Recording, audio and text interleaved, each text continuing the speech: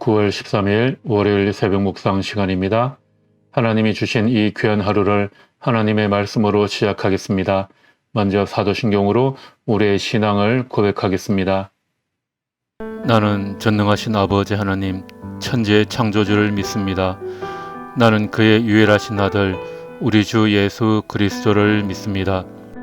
그는 성령으로 잉태되어 동정녀 마리아에게서 나시고 본디오 빌라도에게 고난을 받아 십자가에 못 박혀 죽으시고 장사된 지 사흘 만에 죽은 자 가운데서 다시 살아나셨으며 하늘에 오르시어 전능하신 아버지 하나님 우편에 앉아 계시다가 거기로부터 살아있는 자와 죽은 자를 심판하러 오십니다. 나는 성령을 믿으며 거룩한 공교회와 성도의 교제와 죄를 용서받는 것과 몸의 부활과 영생을 믿습니다. 아멘. 에스겔 40장 1절에서 4절. 우리가 포로로 잡혀온 지 25년째가 되는 해, 예루살렘 도성이 함락된 지 14년째가 되는 해의 첫째 달, 그달 10일 바로 그날에 주님의 권능이 나를 사로잡아 나를 이스라엘 땅으로 데리고 가셨다. 하나님께서 보여주신 환상 속에서 나를 이스라엘 땅으로 데려가서 아주 높은 산 위에 내려놓으셨는데 그 산의 남쪽에는 성읍 비슷한 건축물이 있었다. 그가 나를 그곳으로 데리고 가셨는데 그곳에는 어떤 사람이 있었다. 그런 노쇠와 같이 빛나는 모습이었고 그의 손에는 사무로 꼰 줄과 청량하는 막대기가 있었다. 그는 대문에 서 있었다. 그때 그 사람이 내게 말하였다. 사람아, 내가 내게 보여주는 모든 것을 내 눈으로 잘 보고 내 귀로 듣고 내 마음에 새겨 두어라. 이것을 내게 보여주려고 너를 이곳으로 데려왔다. 내가 보는 모든 것을 이스라엘 족속에게 알려주어라. 아멘. 오늘 읽을 말씀은 에스겔 40장에서 41장까지입니다. 세상에는 여러 종교들이 많이 있습니다. 그 중에서도 기독교와 불교는 차이가 참 많죠. 첫째, 방향이 다릅니다. 불교는 아래에서부터 위로 신을 찾아가는 종교입니다.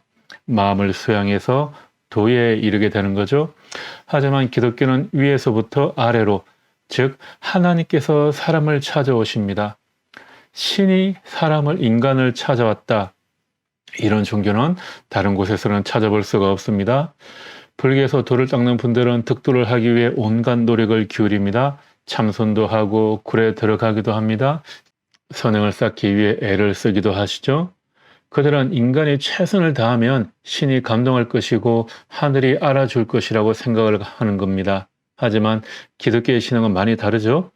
인간이 어떤 노력을 기울인다 하더라도 하나님의 은혜가 위에서부터 부어지지 않으면 모든 노력이 소용이 없습니다. 위로부터 주시는 하나님의 은혜의 손길을 우리는 기대하고 사모합니다.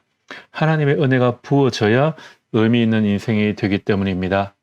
또 한 가지 다른 것이 있다면 불교는 비우는 것을 강조합니다. 기독교는 반면에 비움 이후의 체험을 강조합니다. 비워내기 위해서 노력합니다.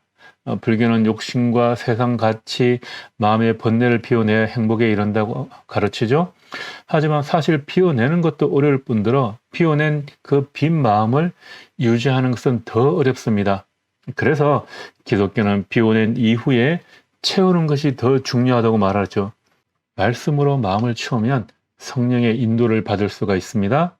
오늘 우리가 읽은 본문은 비워낸 이후 체험에 대한 말씀입니다. 1절 읽어보겠습니다. 우리가 포로로 잡혀온 지 25년째가 되는 해, 예루살렘 도성이 함락된 지 14년째가 되는 해의 첫째 달, 그달 10일 바로 그날에 주님의 권능이 나를 사로잡아 나를 이스라엘 땅으로 데리고 가셨다. 사로잡힌 지 25째 해가 되었다. 에스겔은 기원전 597년에 2차로 포로가 되어 끌려갔습니다. 그때부터 25년째, 기원전 573년쯤 되는 해입니다. 이제 에스겔의 나이가 50이 되었습니다. 에스겔이 사로잡혀올 때 나이가 25 청년이었습니다. 하지만 바벨론에서 산 지도 언 25년이 되었습니다. 본토 예루살렘에서 25년을 살았고 포로로 그의 성인 시기를 다 보내게 되죠. 또한 유다가 망한 기원전 586년부터 벌써 14년이 흘렀습니다. 이때쯤 되면 포로살이 하는 사람의 마음이 어땠을까요? 처음에 사로잡혀 왔을 때는 기도도 많이 하고 애통하는 시간도 있을 터인데 이쯤 되면 뭐 사실 거의 포기하고 살았을 겁니다.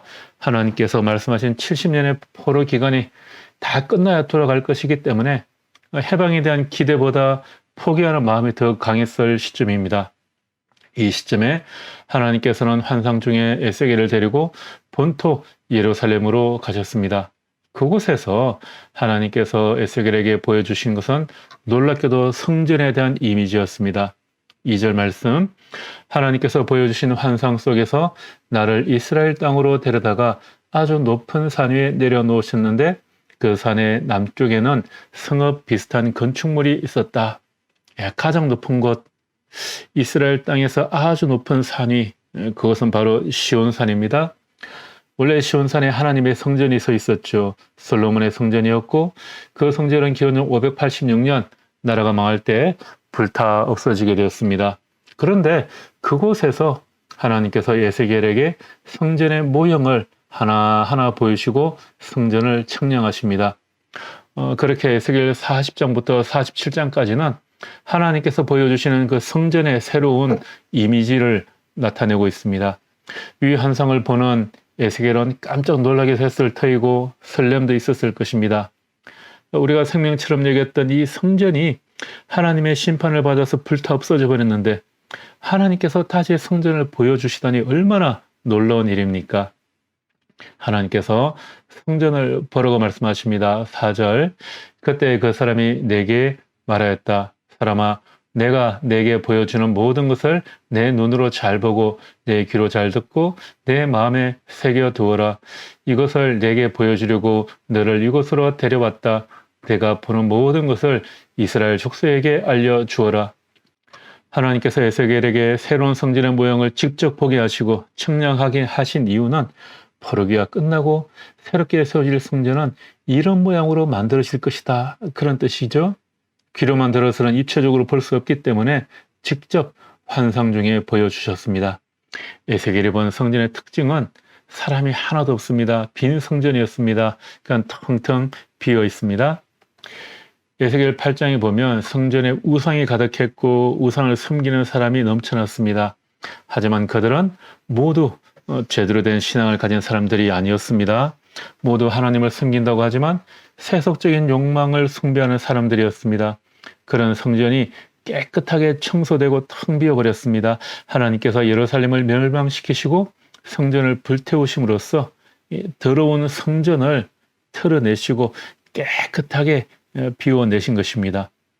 사람의 마음이 더러움으로 가득 차 있을 때 하나님께서는 때때로 고난을 통해 정리하고 비워내십니다.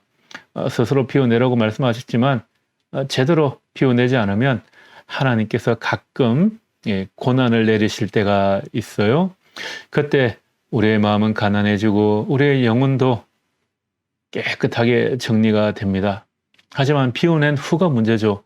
하나님께서 에세겔에게 빈 성전을 보이신 이유는 이제부터 채우는 것은 너희들의 몫이라는 것입니다. 70년 바벨론 포로 생활 그 고난을 통해서 마음이 가난해지고 비워졌다면 그 다음에 이제는 무엇으로 이 빈 성전을 채울지 고민하라는 것입니다. 우리도 우선 비운 후에 하나님의 말씀과 성령의 능력으로 채워가야 합니다. 세속적 욕망으로 가득 차 있는 마음을 비워내지 못하면 하나님께서 고난을 통해 강제로 비워내십니다. 강제로 비워내는 과정은 고통이 따르죠. 고통을 감수하며 비워냈다면 그 다음에는 하나님께서 원하시는 방향으로 채워야 합니다. 말씀을 채우시고 하나님이 기뻐하시는 정결한 영으로 성령으로 충만하게 채우시기 바랍니다. 우리 몸은 하나님이 기뻐하시는 거룩한 성전이라고 말씀하셨습니다. 우리의 몸과 영혼이 세상 가치에 전형되지 않기를 바랍니다. 하나님께서 원하시는 모습을 온전히 이루어 드리는 아름다운 성전의 모습으로 오늘 하루도 살아가시기를 주님의 이름으로 축복합니다. 오늘 하루를 시작하며 여러분이 하나님의 거룩한 성전이 되어 말씀과 거룩함으로 채워지시기를 다시 한 번 더 축복하며 기도합니다. 기도하겠습니다. 하나님, 주님의 가르침에 우리의 기쁨이 있습니다.